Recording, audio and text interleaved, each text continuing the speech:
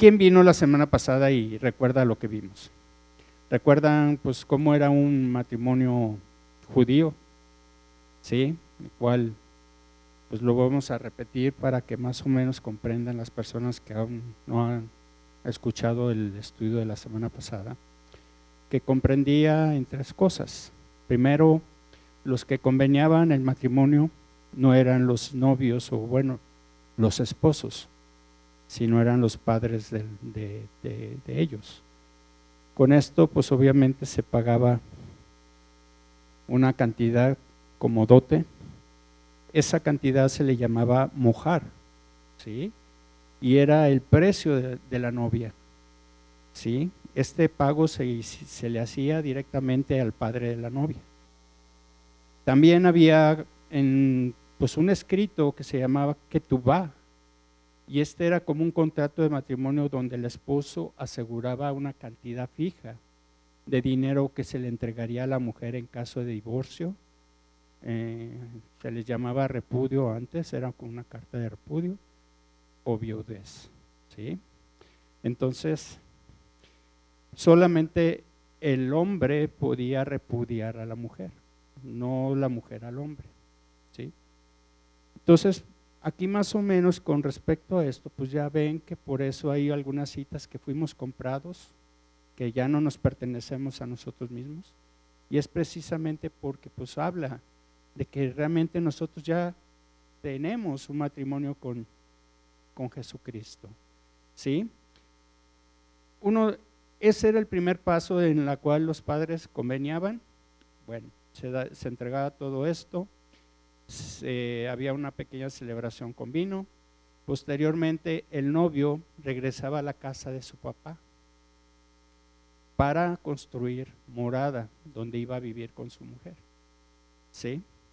Entonces quise pues obviamente citar o leer estas citas para que pues obviamente se den cuenta que pues obviamente en esta cita nos da a entender que habla precisamente de un lapso matrimonial, ¿sí? Aquí dice, no se turbe vuestro corazón, creéis en Dios, creed también en mí. Por favor, a la siguiente. En la casa de mi padre muchas moradas hay. Si así no fuera, yo os lo hubiera dicho. Voy pues a preparar lugar para vosotros. En el siguiente, por favor. Y si me fuere, perdón, es que no traigo mis lentes. Y si me fuere y os prepararé lugar, vendré otra vez y os tomaré a mí mismo, para que donde yo estoy, vosotros también estéis, ¿sí? La tercera parte del matrimonio era que en el momento en que ya estaban pues, conveniados por los padres, ya estaba efectuado el matrimonio. El hombre iba a casa de su padre a construir. Esto, pues obviamente podía tardar hasta un año o un poquito más. Entonces la mujer se quedaba en su casa de sus padres hasta que el hombre regresara. ¿Y cómo era precisamente ese regreso para poder ya tener pues la unión matrimonial física? Porque pues el matrimonio ya existía. Era de que el hombre venía y normalmente venía por noche. Entonces se escuchaba los cuernos del shofar. Sí saben qué es el shofar, un cuerno carnero, ¿sí? Y se escuchaba garabío de las personas de ahí viene el novio, ¿sí? Es por eso que pues igual en algunas escrituras dice que pues vendrá como ladrón de noche, ¿sí? Porque nadie se lo esperaba, ¿sí? Entonces precisamente así era prácticamente las bodas, y pues mucho de esto pues obviamente las escrituras hablan de que pues ya le pertenecemos a Cristo, ¿sí? Bueno, ya para continuar,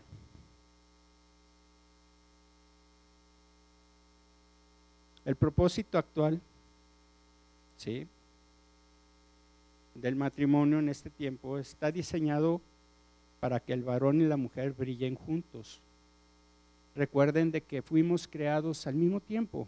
En el Génesis 1, 26 al 28 habla precisamente de que fuimos creados al mismo tiempo. Igual con las mismas, en cuestión la misma bendición, la misma autoridad, etcétera. Entonces no hay diferencia entre hombre y mujer en la creación. En la formación sí hubo un cambio en el cual se formó primero al hombre para prepararlo y posteriormente fue formada la mujer. ¿Sí? Y ahorita en el transcurso del estudio vamos a entender por qué.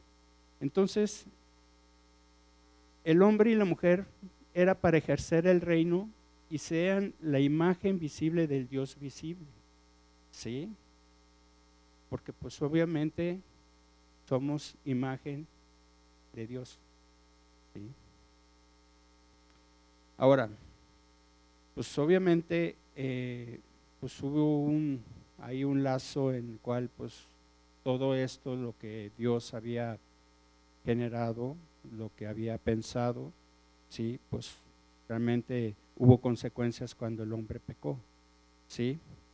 Entonces se volvió un poquito cargado en forma patriarcal, de que la mujer estuviera sujeta al hombre, y así como habíamos comentado de que el repudio era del hombre hacia la mujer y no la mujer hacia el hombre, ¿sí? Pero pues ya Jesús vino a restaurar todo eso y vino a restaurarlo como Dios lo había creado desde un principio, ¿sí? En Proverbios 5:18 nos dice: que tu esposa sea una fuente de bendición para ti, o sea, dirigiéndose al hombre. Alégrate con la esposa de tu juventud. ¿Sí?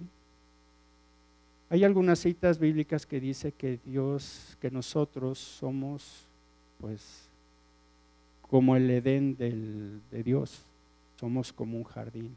Y eso lo vamos a ver ahorita en una cita de Cantar de Cantares.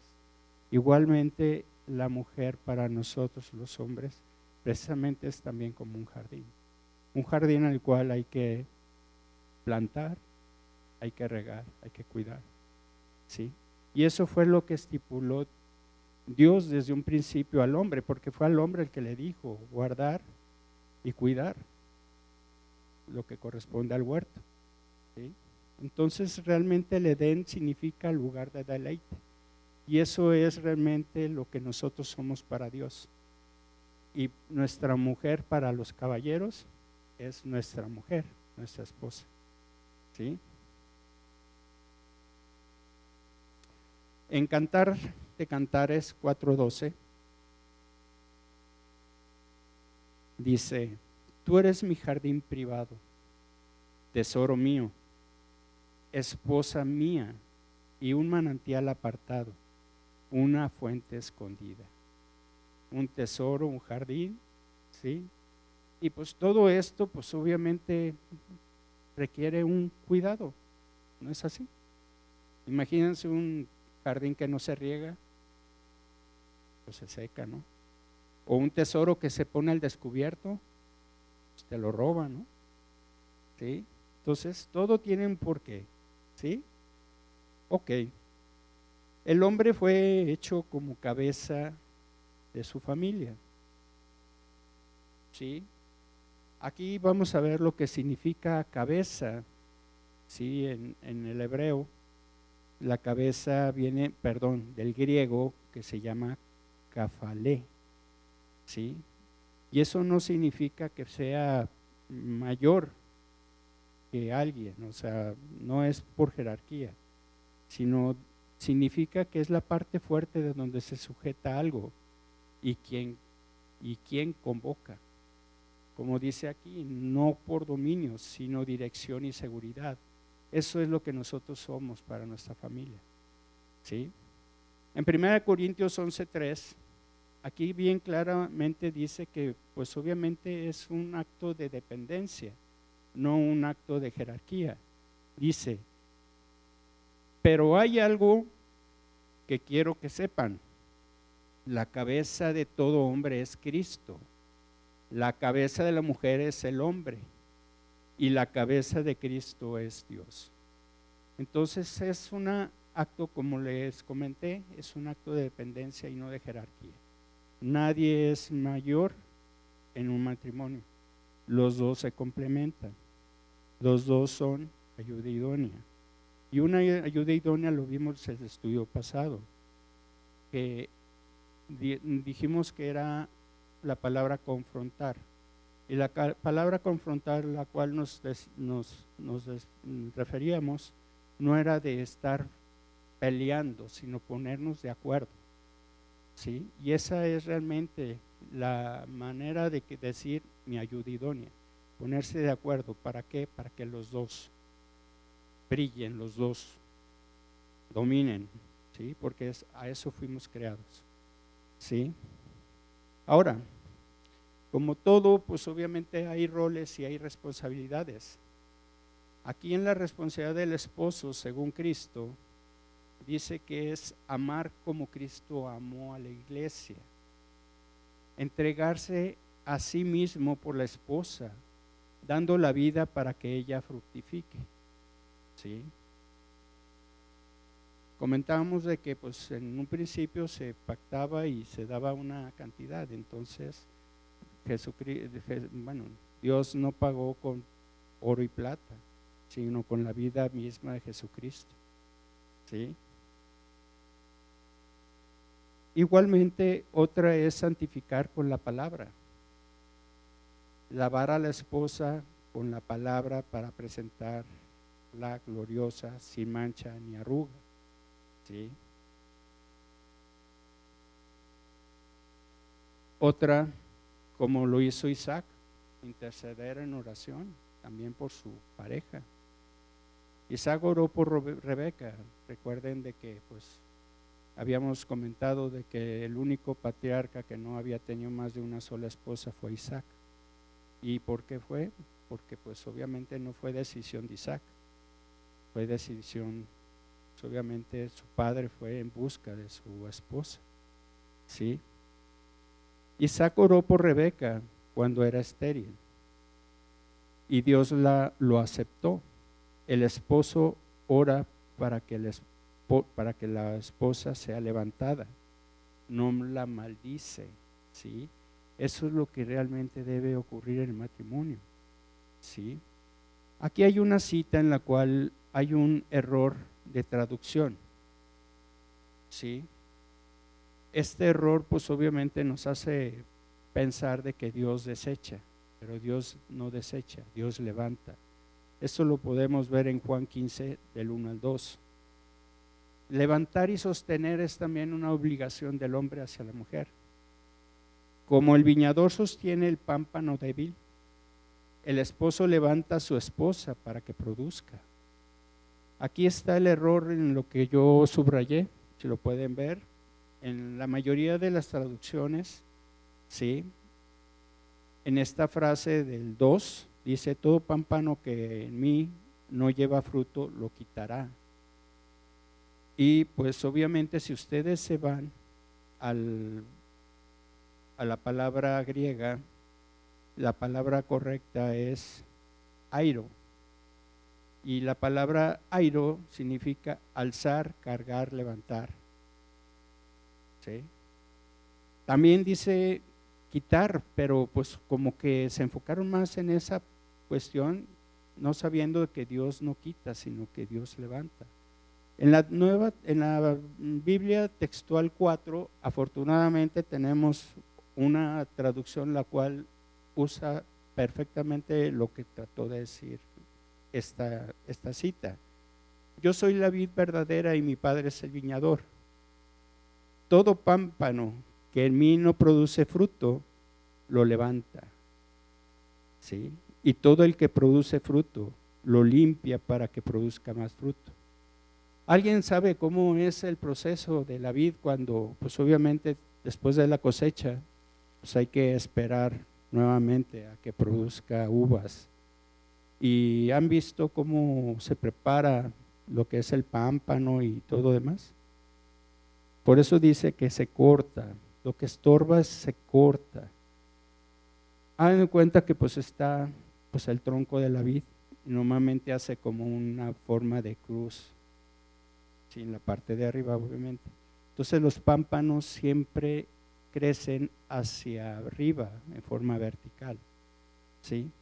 Entonces con del invierno a la primavera se van secando de la punta hacia abajo.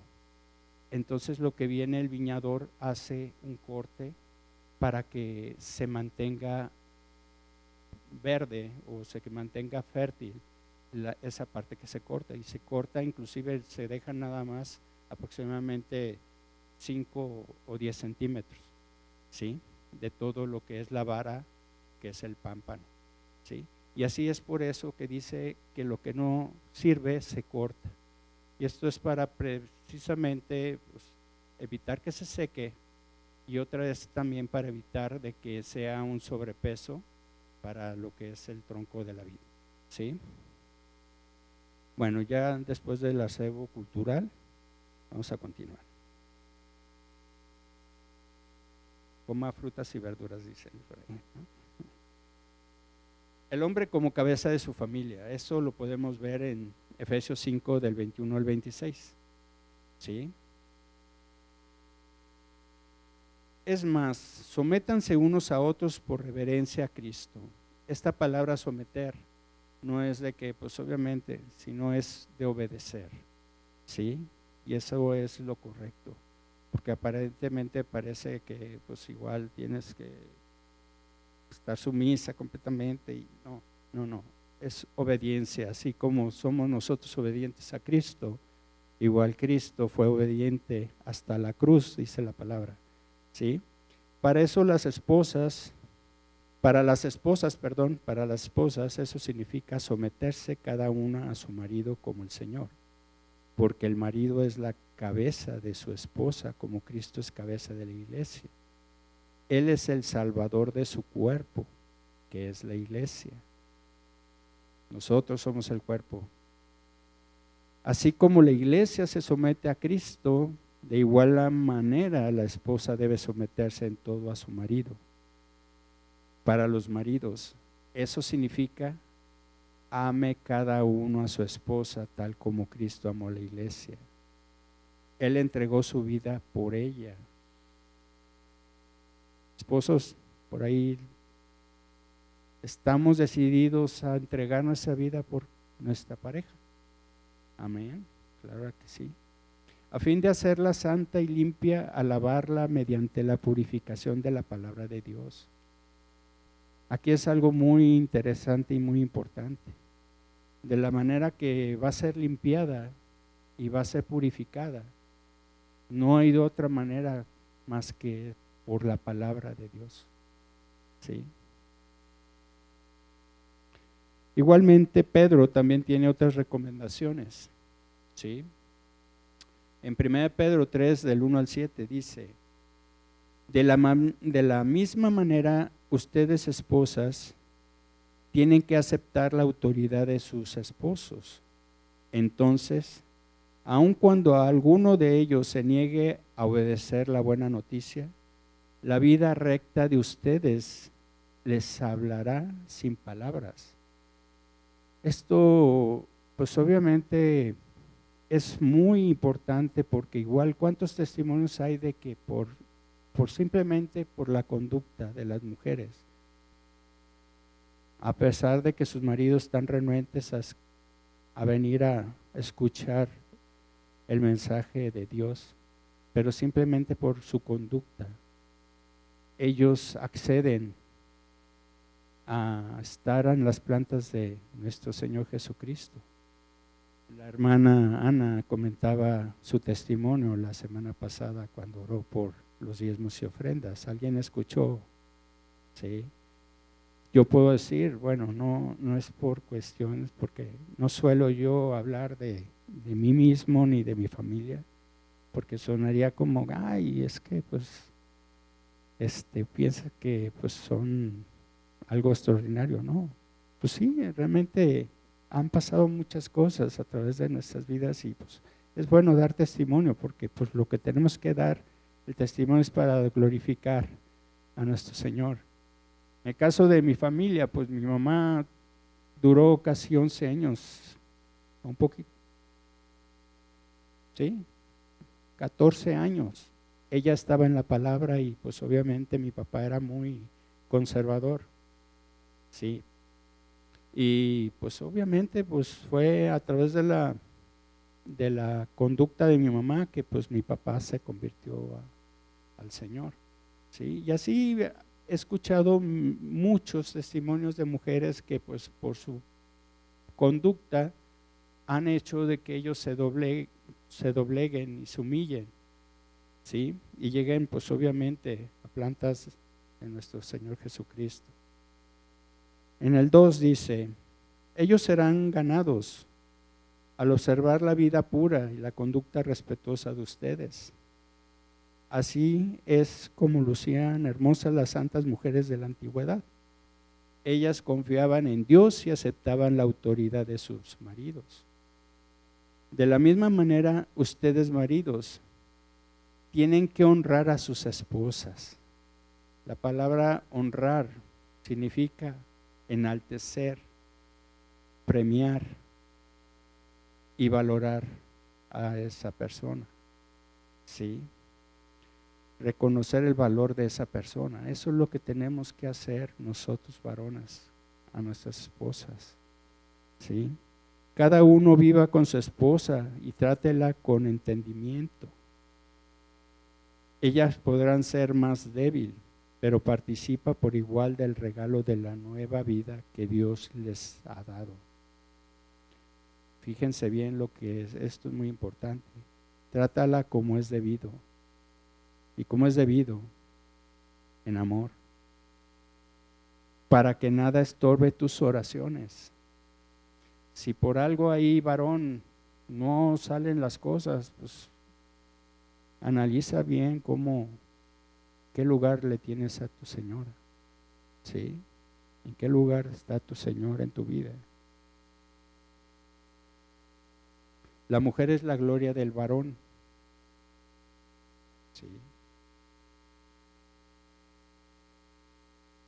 La esposa es la manifestación del trabajo, amor y responsabilidad del esposo.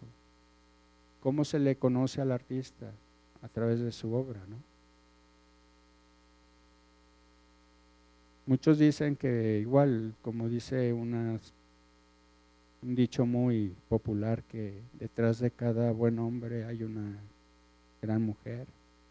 Pues sí, puede haber algo de verdad, pero realmente el varón es el que trabaja en su esposa, ¿sí? La mujer con su vida revela el buen trabajo del esposo. Así es que pues obviamente la mujer glorifica al hombre, el hombre glorifica a Cristo y Cristo glorifica a Dios. Eclesiastés 9:9.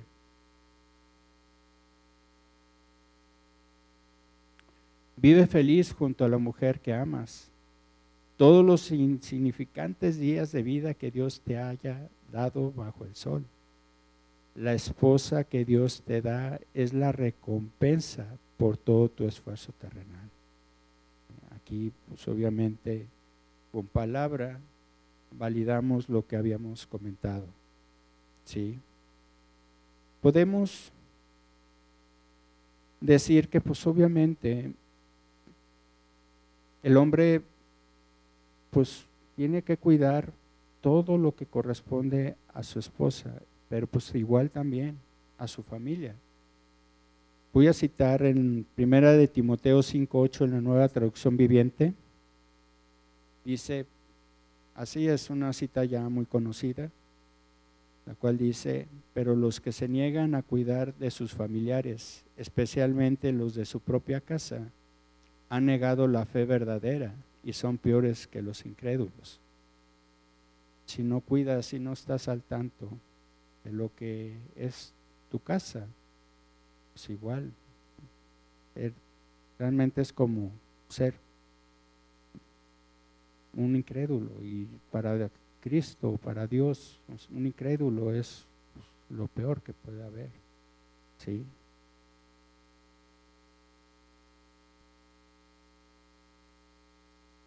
En cuerpo y espíritu le pertenecemos a Dios. Malaquías 2:15, de antemano desde el 14, habla precisamente lo que habíamos dicho acerca de que, pues no, dependiendo de cómo tratas a tu mujer, o sea, si no tratas debidamente a tu mujer, pues obviamente tus oraciones van a ser estorbadas, ¿sí? Pero pues aquí vamos a tomar desde el 15, ¿sí? Dice, ¿no te hizo uno el Señor con tu esposa?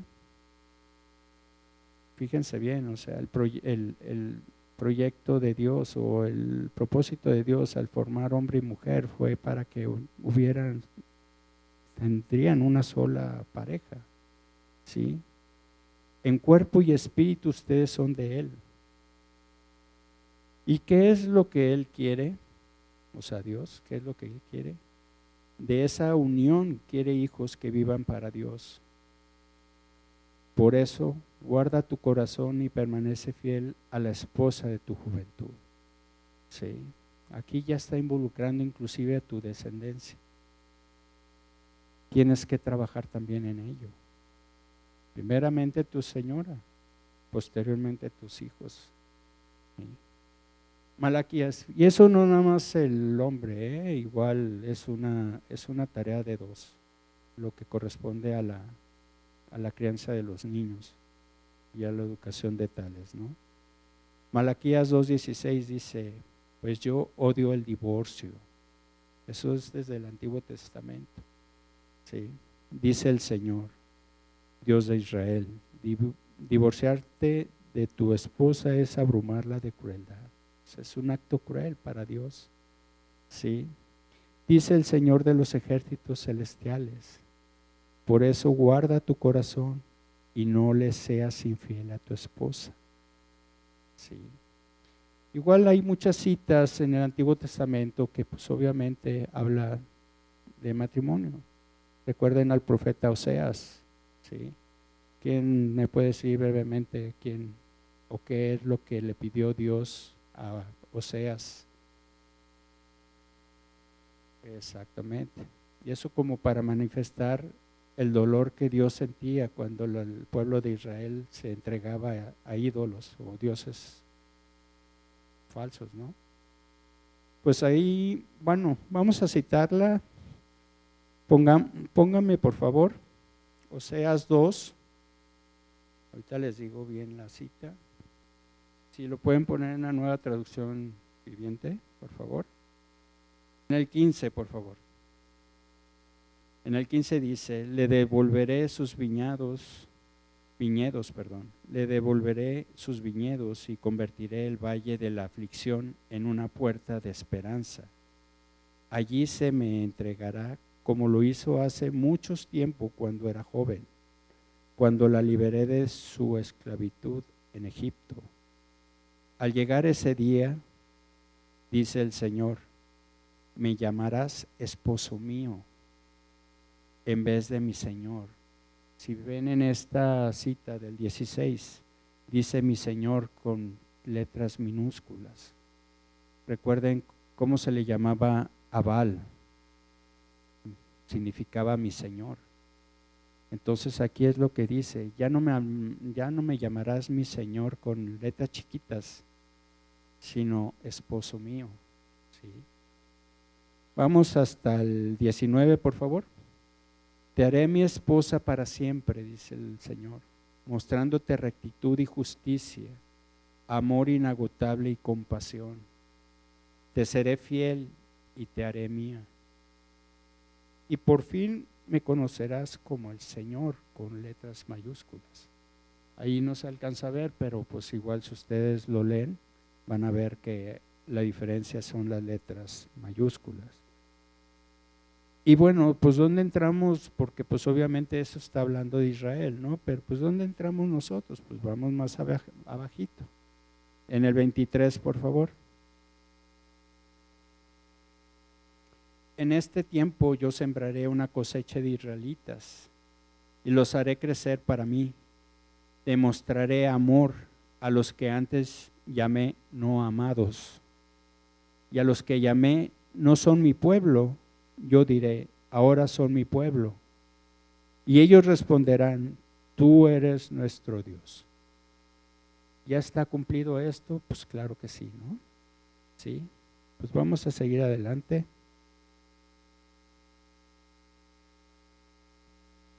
Habíamos dicho la semana pasada que pues obviamente no hay que procurar por el hombre bueno. La Biblia dice que no te afanes por encontrar una pareja, ¿no? Sí. Aquí pues dice no procurar sino recibir, ¿sí? El soltero no debe procurar afanarse por esposa, debe dejar que la gracia provea como con Isaac y Rebeca. ¿Sí recuerdan la historia de cómo? Génesis 24, todo habla de cómo fue el proceso de esta unión. Igual se los dejo de tarea, ¿sí? Y Isaac no buscó esposa, de antemano él se estaba dedicando pues, a las labores de su padre, o sea, a los bienes de su padre, ¿sí? Él cuidaba el rebaño de su padre y vivía en la tienda de su madre. Obviamente cuando él se unió a Rebeca, pues su mamá ya había fallecido, ¿sí? Abraham envió el mayordomo, haciéndole jurar pues que fuera a la tierra de donde él era, a Ur, ¿sí? Él no quería que tuviera una esposa cananea, porque las costumbres de ese lugar eran completamente idólatras y todo demás. Entonces él mandó a su mayordomo, haciéndole jurar. Ahí hay un acto de pacto en el cual se ponía, cuando dice poner la mano debajo del muslo, prácticamente es de sostener los genitales, ¿sí? Entonces, bueno, eso fue hace 4,000 años, ya no es necesario hacer eso para hacer un pacto, amigos, ¿sí? ¿Sale? Entonces, pues obviamente ya haciendo ese pacto, pues él fue en busca y puso a operar en el espíritu de antemano, como él había pedido este mayordomo, tal cual aconteció de que ella se presentó, le dio de tomar de agua a él, igual ella se ofreció para darle de tomar a todos sus camellos. Y esa era la señal que le había pedido al Señor para que pues obviamente le indicara a Dios que ella era la indicada, ¿sí? Posteriormente pues obviamente él llevaba el dote, inclusive le entregó un anillo de la nariz y algunas pulseras, y pues obviamente ya hizo el convenio con los papás de ella y fue que ella accedió, ¿sí? Porque pues obviamente ella tenía que tomar una decisión y pues ella accedió y pues obviamente fue la manera como se llegó a este matrimonio, ¿sí? Entonces pues la palabra realmente está llena de historias con finales felices, pero siempre tiene enseñanza, no son como telenovelas, ¿sí? Eso ya fue posterior a lo que fue la escritura, ¿sí? Ok. El matrimonio se creó como un modelo monógamo desde el principio, o sea, hombre y mujer y nada más. Dios creó varón y mujer, no varón y buffet. La poligamia entró después del pecado con Lamec. Lamec era un descendiente de Caín. Y pues obviamente esto lo podemos ver en Génesis 4:19. Él tuvo 2 esposas. Jesús restauró el principio, ¿sí? Cuando preguntaron sobre divorcio, Jesús dijo, al principio no era así. Eso lo podemos ver en Marcos 10:6, ¿sí? Y en Mateo 19:4. ¿Me lo pueden poner, por favor? Marcos 10:6, en la Nueva Traducción Viviente o Reina Valera, no importa. Pero desde el principio de la creación, Dios los hizo hombre y mujer. ¿Sí? Cuando le preguntaron acerca del divorcio. Entonces, desde un inicio, el diseño era nada más un hombre y mujer, y era su matrimonio. ¿Quién le proporcionó a la mujer? Dios mismo. Dios, el hombre por sí solo estaba buscando entre el chango, la jirafa y todo, y no encontró ayuda idónea. Entonces el afán de él no provocó absolutamente nada, sino fue Dios el que lo puso en un sueño, y de ahí pues le formó a la mujer. Bueno, más bien la mujer ya estaba en el interior del hombre, dice la palabra. Y cuando el hombre vio a la mujer, pues vio su misma imagen, porque eran imagen misma de Dios, ¿sí? Entonces, pues es realmente esto lo que tenía que decirles, ¿sí? Como conclusión, vamos a decir que el hombre y la mujer, al estar unidos por medio del matrimonio, se complementan, se convierten en uno solo, permitiendo que la creación vea la unidad y la identidad perfecta de la divinidad.